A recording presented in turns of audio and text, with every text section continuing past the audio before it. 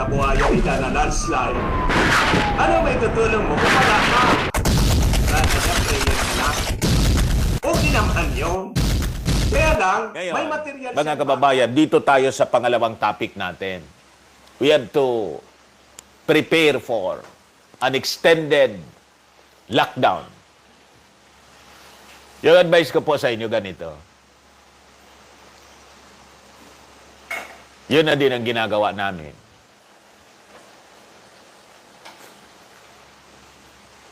Kung may natatago kayo ngayon na mga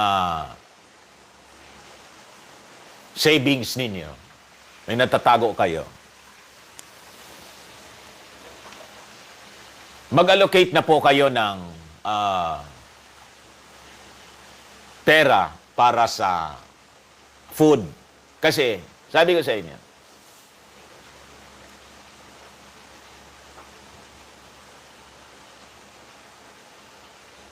gawin na ninyo po ito ngayon. Kasi yung mga tawag doon, normal po yon. Walang perfect operations. Gustuin man ng ating Pangulo. Kasi yung mga taong gumagawa sa paligid, hindi man yan mababantayan. Tulad ngayon, despite the warning of the President, yung distribution in the barangay, mga kababayan, iba kaysa sa naririnig natin sa taas. Napakarami natin, more than 100 million Filipinos. Ilang households yan, mga kababayan, all throughout the country. Laging ganon, laging kulang po yan.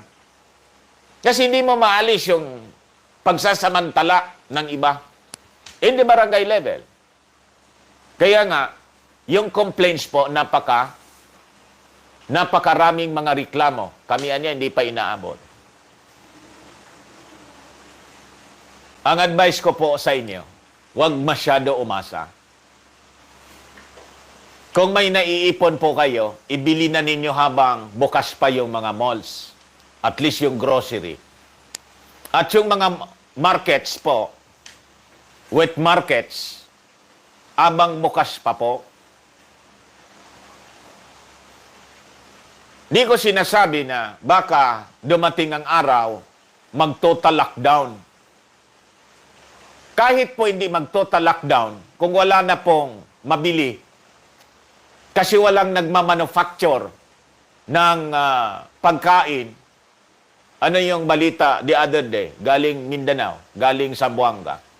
Yung mga canneries, mga kababayan, yung mga gumagawa ng sardinas sa Zamboanga, nag-cut po sila ng 50% ng kanilang production. Kasi yung supply nila, nag-cut din. Walang gumagawa eh. Yung mga mangingisda, di man gumagalaw lahat because of the COVID. Takot din sila lumabas. Yung mga workers nitong mga factories na to, di din pumasok, they have to cut their production. O ngayon, anong kakainin mo? Anong kakainin natin? Pag ganon. Kahit yung gobyerno, anong bibilhin mo? Di ba? Sino ang gagawa? Ng mga sardinas, dilata, sino ang gagawa? Kahit nga yung mga bakeries, ganun eh. Bukas sila, pero kokonti yung production nila. What about the farmers? Ganun din.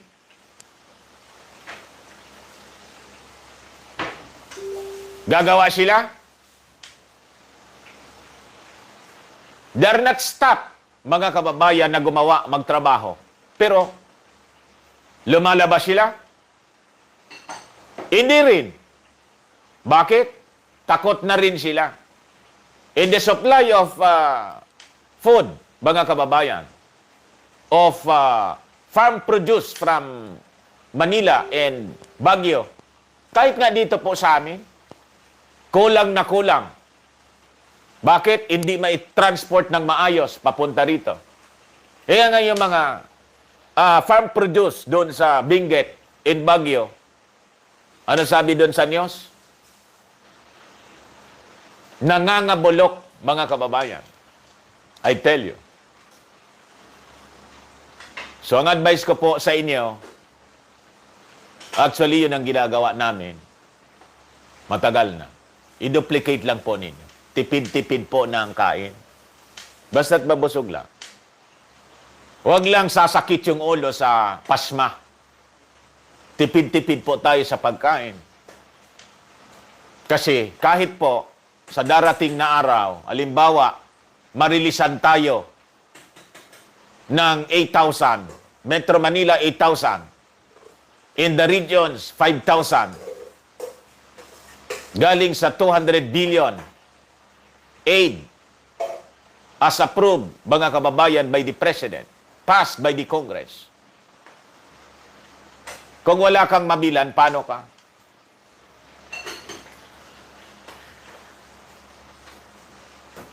Yung sinasabi pong April 14, hindi po sigurado, mga kababayan, na the lockdown will be lifted. Wala pang desisyon. Ikuhan ko po sa inyo. Basahin ko po yung balita, mga kababayan, galing mismo sa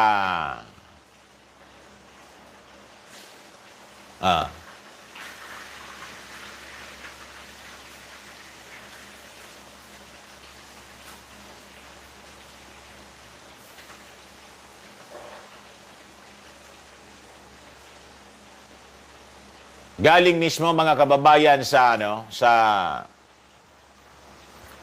DILG. Sa DILG. Saan to? Interagency Task Force. No decision yet on Luzon quarantine duration. The Interagency Task Force on Emerging Infectious Diseases is finalizing parameters in evaluating if the Luzon-wide enhanced community quarantine will be lifted or extended or expanded. According to Cabinet Secretary Carlo Nograles, ngayon pa lang,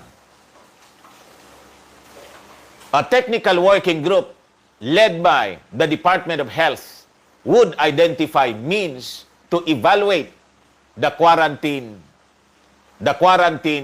effectiveness. The IATF Technical Working Group, to be led by the DOH, is directed to convene and finalize the parameters for deciding on the eventual total or partial lifting of the expanded quarantine in Luzon, the possible extension of its duration, or its expansion to other areas outside the contained area, subject to the approval, amendment, or modification by the IATF. Sabi po ni Nograles. This is important and we will repeat. It's not true that the ACQ will be extended for 60 days. It's fake news. The DOH will study the need to extend this quarantine or not. In matters like this, science is in charge. Let this be to all of us, Nograles said. Asked if the government is seeing the effects of the quarantine on the rate of COVID-19 infection, Nograles said, it was still too early to tell. O ngayon, may mga nagsumingaw na kasi po na balita na it will be extended. Sabi niya, it will not be. It is fake news. Mga kababayan, yung sabing gagawing 60 days, so times 2. Yung isang buwan, magiging 60 days. Ngayon, are we guaranteed that this statement of Nograles, mga kababayan, ay final na? Wala pong garantiya doon. Bakit po? nagsalita yung WHO. Kaya nga po, sinasabi ko sa inyo, I am praying kasi po, ako din, ayaw ko ng ganito. Sabi ko, perwisyo sa hanap buhay. Ngayon, nakakalabas na po kami, kaya lang, limitado yung ating movement. Worse, yung mga agencies ng gobyerno na dapat nating nakikipag-transact tayo, sarado. Wala. Pati yung mga pribadong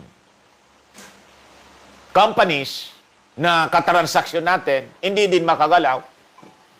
So, pending lahat. Kita mo yung perwisyo sa ekonomiya natin, personal na hanap buhay. Lalo pa sa economy ng ating bansa. Sino may gusto nito? Kaya lang, if the situation will not warrant for the lifting, paano na? As there is an increase every day of infections dito sa ating bansa. Ilan na po yung namatay? 88 na po.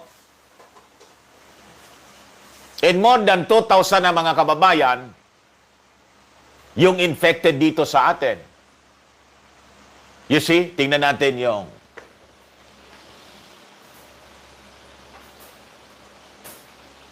latest mga kababayan na ito, March 31, kahapon, yung count, 3,100 na yung nanonood sa atin, Kuya. Maraming salamat.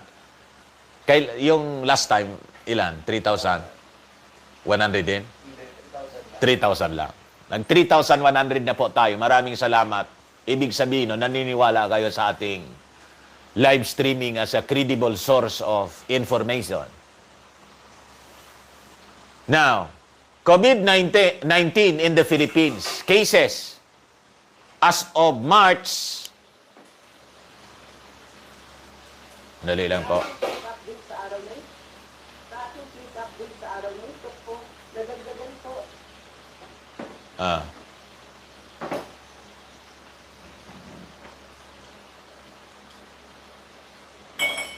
Over 500 new cases of the coronavirus disease have been recorded by the DOH on Tuesday, causing the total tally to climb past 2,000 mark. More than 2,000. 2,084. To be exact, DOH said the count reached 2,084 as of Tuesday afternoon, as 538 more individuals were found positive. Kasama na doon si Bongbong Marcos. You see? The Health Department likewise revealed 10 more fatalities from the highly infectious respiratory illness, raising the total to 88 na po ang patay, while 7 more patients were able to recover from it, bringing the total number of recoveries to 49.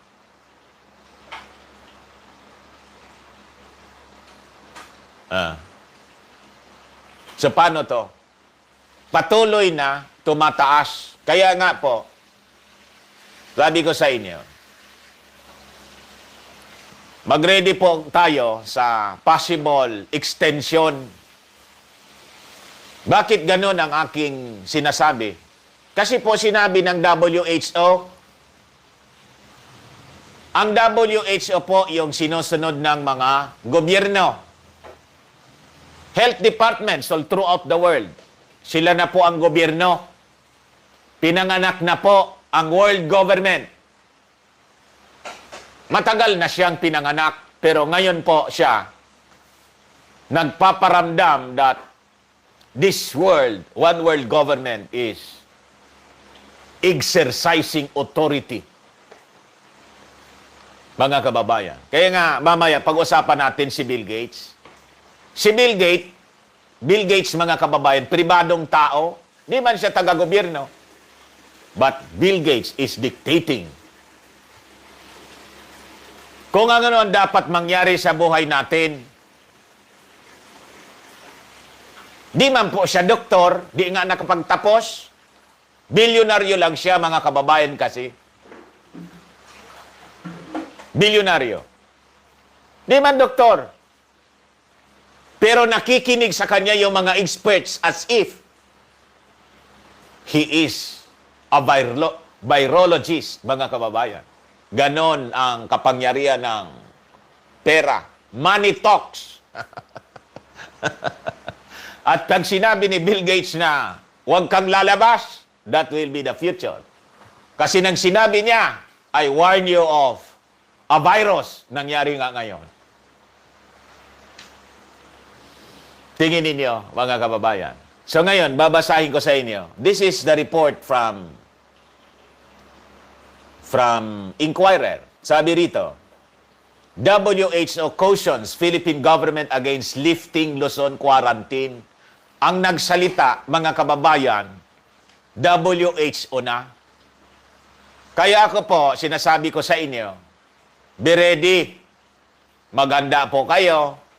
Kasi, pag humaba ito ng humaba, pahirap ng pahirap yung buhay po natin. The pale horse, as prophesied in the Word of God, mga kababayan, is manifesting this time. And I will explain to you kung ano tong pale horse na to. There are 4 horsemen in the Apocalypse, in Revelation. At yung isa doon, tinawag siyang pale horse. And you will understand as we explain the Word of God mamaya. Basahin ko muna ito. Manila, Philippines. The World Health Organization cautioned Philippine authorities on Tuesday to consider the epidemiological situation should it decide to lift the Luzon lockdown as scheduled on Easter Sunday, especially that it does not see the coronavirus threat to go away in at least a month. So habang sinasabi ni Carlo Nograles na fake news yung 60 days, yun ang pinag-uusapan talaga nila doon. Ayaw lang nila tayong ma-alarm. You have to understand. Ganun ang gobyerno. Hindi lahat po sasabihin sa atin. Sasabihin mo ng masama. Kita mo ng masama that it could cause more problem. Sasabihin mo pa sa tao. But sabi ko sa inyo, the writings, I'll use again, mga kababayan, that passage in the scripture. The writings in the wall are becoming clearer and clearer. Sinasabi ko po sa inyo. Makikita mo, nasusulat. Kaya, tipid po sa pagkain. Tipid. Kung mayroon na po kayong stock, tipid lang. Hanggang busog lang. Huwag magpakontento. At kung may tawag dito, may naipon kayong pera, bumili na kayo ngayon para hindi siksikan. At baka, kung mag-decide kayong bibili na kayo ng pagkain, wala na kayong mabili. Kasi walang production. Last night, narinig ko sa ating Pangulo that Vietnam assured him of rice importation. Buti yun. Sana, ipadala na nila ngayon. Kasi po, may tumawag sa akin po na galing Hong Kong, yung boss niya daw, nag-panic buying na doon. Kasi narinig niya na yung Vietnam, negosyante kasi yung boss niya, yung Vietnam will cancel all the importation of rice. Bakit? Kailangan din nila.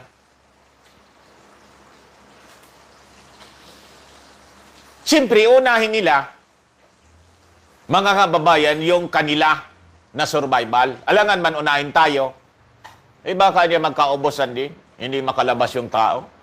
I-stuck na natin ito dito. Until finally, maayos na yung lahat. Buti naman po na inassure ng Vietnam. What if magbago yung isip ng Vietnam? Tawagan yung ating Pangulo, Mr. President, we cannot pursue with the planned importation because we need also stocks of rice. Paano tayo? Yung mga binibigay po sa inyo, sa atin, kasama pala ako, nabigyan ako ng 5 to 6 kilos. Galing pong NFA, imported siya po lahat, halos. Galing ibang bansa kasi di pa nga po tayo nakakapag produce ng enough for us. That is why we have importation. What if mangyari yon? Kung ngayon nga po that we still have stocks, ilan yung inabot ninyo? 2 kilos. Tingnan ninyo doon sa stockroom ng kapitan ninyo. Silipin ninyo. Baka nandun yun. Sumbong ninyo sa DILG. Hindi ko po kayo, ino-audio ka na mag-panic buying. Hindi po. Wala akong pag-audio sa inyo. Be prudent, mga kababayan. Ang sinasabi ko lang, pag-isipan ninyo itong sinasabi ko, na magtipid tayo sa pagkain. Kasi, baka dumating ang oras po, mayroon kang ang pangbili, wala ka man mabili. Dumating yung 8,000 or 5,000 assistance from the government, wala ka mang mabili. Anong gagawin mo sa pera mo? Sabi ko sa inyo. Sinasabi ko po ito sa inyo kasi yung mga globalist po na may gawa nito, ang design po nila ng plano is to create chaos. Pag wala na tayong makain, chaos po talaga. It will be chaotic. Criminalities will spiral, mga kababayan. It will be survival of the fittest, sabi nga. And that video of David Icke of Hunger Games community na sinasabi niya, it will become reality. O yung mga dilawan na nanonood sa atin ngayon, i-brand naman ninyo akong nananakot at fake news. O di wag kayong maniwala kasi sinasabi ko. Ang analysis natin is very, very logical. In all these things, consequential results lang po siya. And it's the normal reaction of people. Lalo pat, there is a crisis of this magnitude. Kailan pa tayo naka-experience ng ganito? Kailan? Kaya nga po, yung preparations natin na sinasabi po dito, it's not only physical preparation. It is also spiritual preparation. Kasi po, sabi ko na po sa inyo, the spirit of the Antichrist is working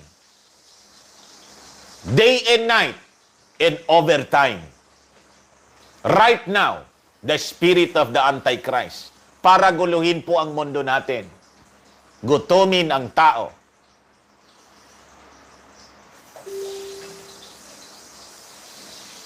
Sabihin ko na po sa inyo, ang nasa likod po ng WHO, di man po mga Kala ninyo, nagmamalasakit sa atin, kaya ito sinasabi nila? Iwan ko lang. Pag sinabi ninyo na, oo, nagmamalasakit sila, therefore you are deceived by these people.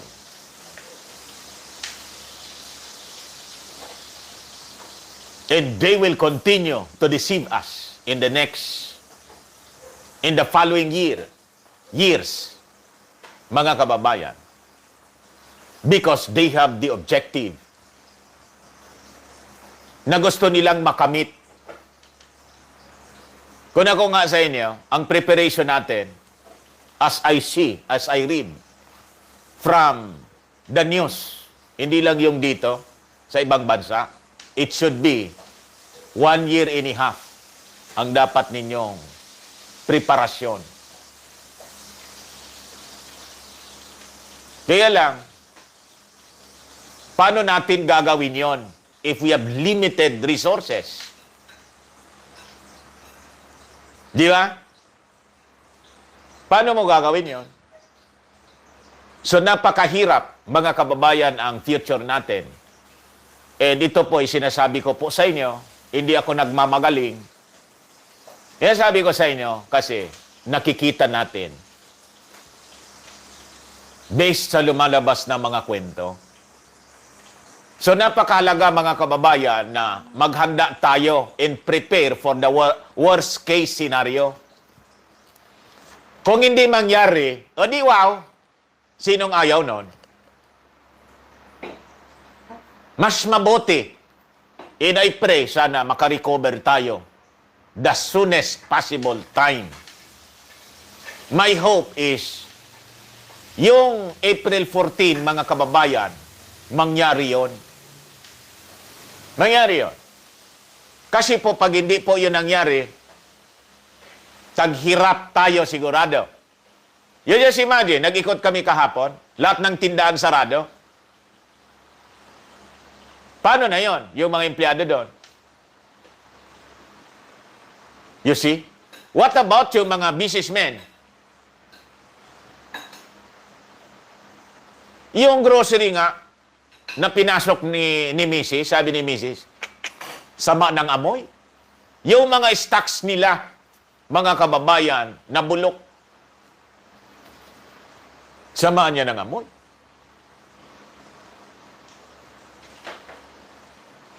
Gusto sana namin kahapon na mag-milk tea. Walang mabila ng milk tea. What about yung stocks nila nun? Inaalo-alo yon. Imagine yung kalugian, mga kababayan. You see? Ayaw natin ng ganito. Kaya lang, what about the planners? Gustong-gusto nila ng ganito. Kaya nga, tinatakot tayo ng tinatakot. Basahin ko mamaya yung statement ni Trump, mga kababayan. Habang si Trump nagsabi na he is positive, not of COVID, that the quarantine, the lockdown would be lifted and business as usual by April 12, iba na ngayon ang sinasabi niya, mga kababayan. Basahin ko sa inyo ngayon. Dito muna tayo. WHO Western Pacific Regional Director Takeshi Kasai said that just as the government made careful considerations in imposing the lockdown on Luzon 2 weeks ago, the same should be done if it would proceed with the reopening. It would proceed with reopening the island, referring to Luzon. Kasi yung lockdown po, na dapat nga hindi lockdown. Kaya lang, pinaintulutan na lang ng ating Pangulong gamitin. Quarantine man lang po tayo, hindi lockdown. While it is imposed in the Luzon Island, the land of Ophir, by the way, ang Luzon po, yun ang land of Ophir. Yung Visayas, Habila.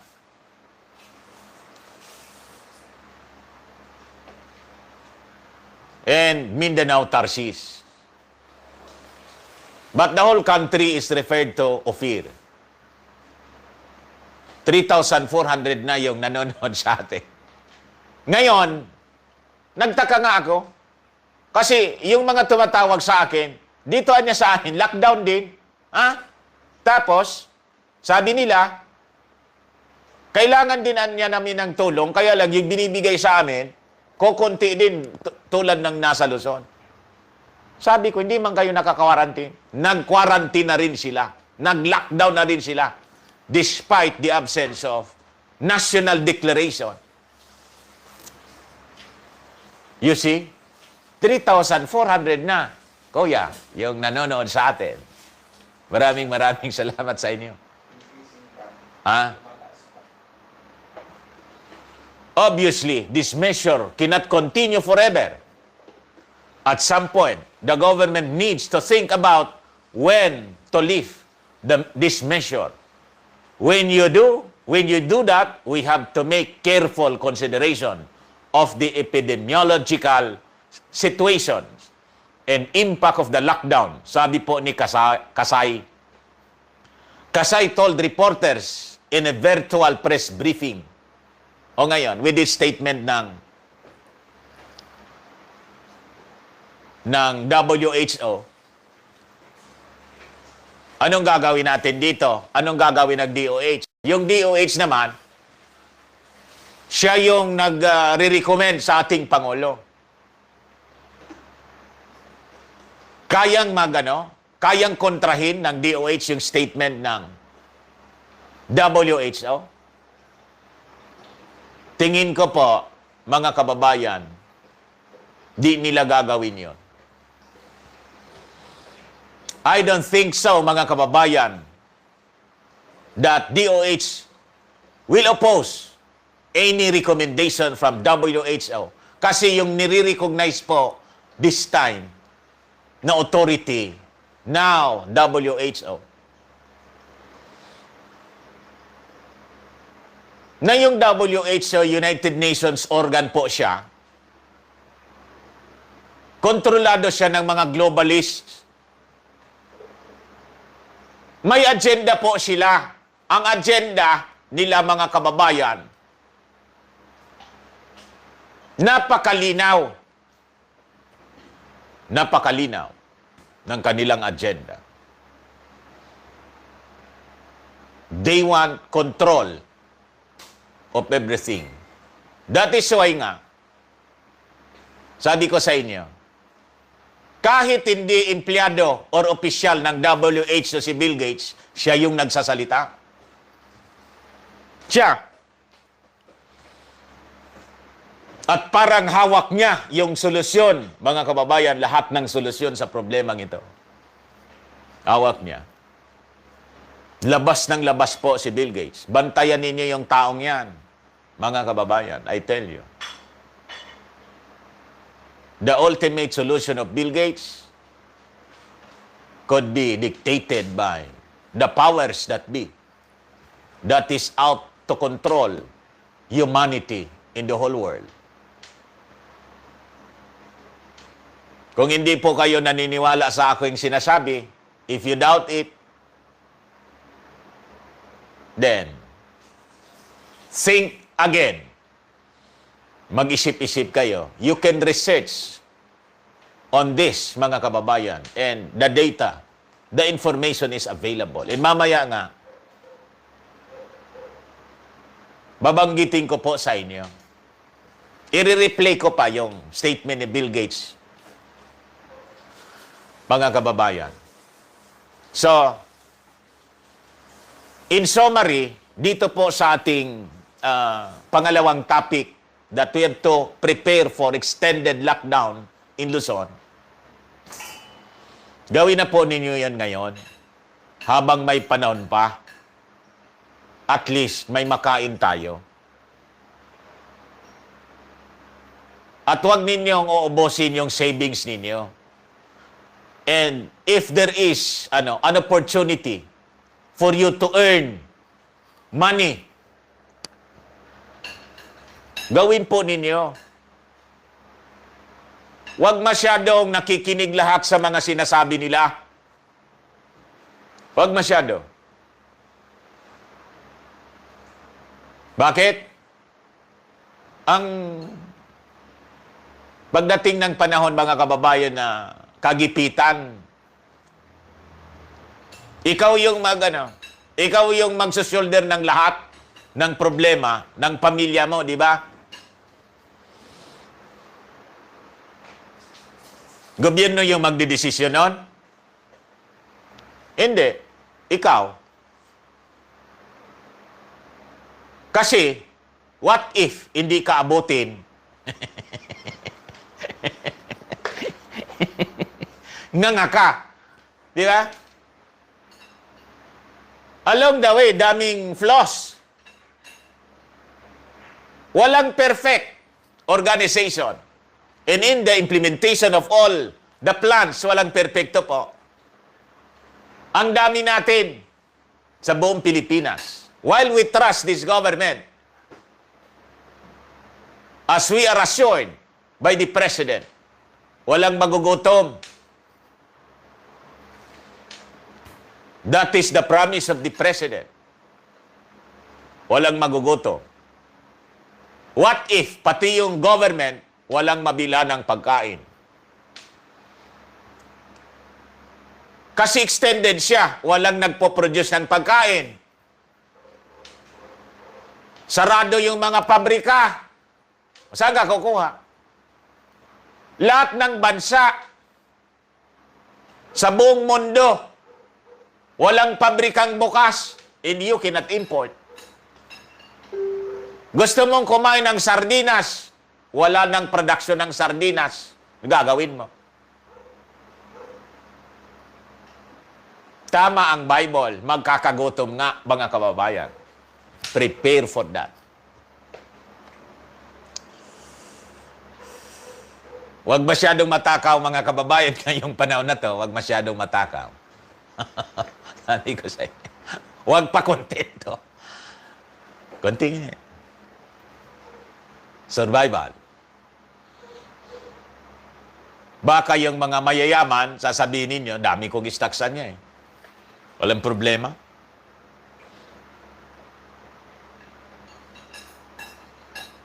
Hanggang kailan? Di ba? Yung mga perishable naman, di mo naman pwede yun. I-stocks ng perishable nga. Paano yun?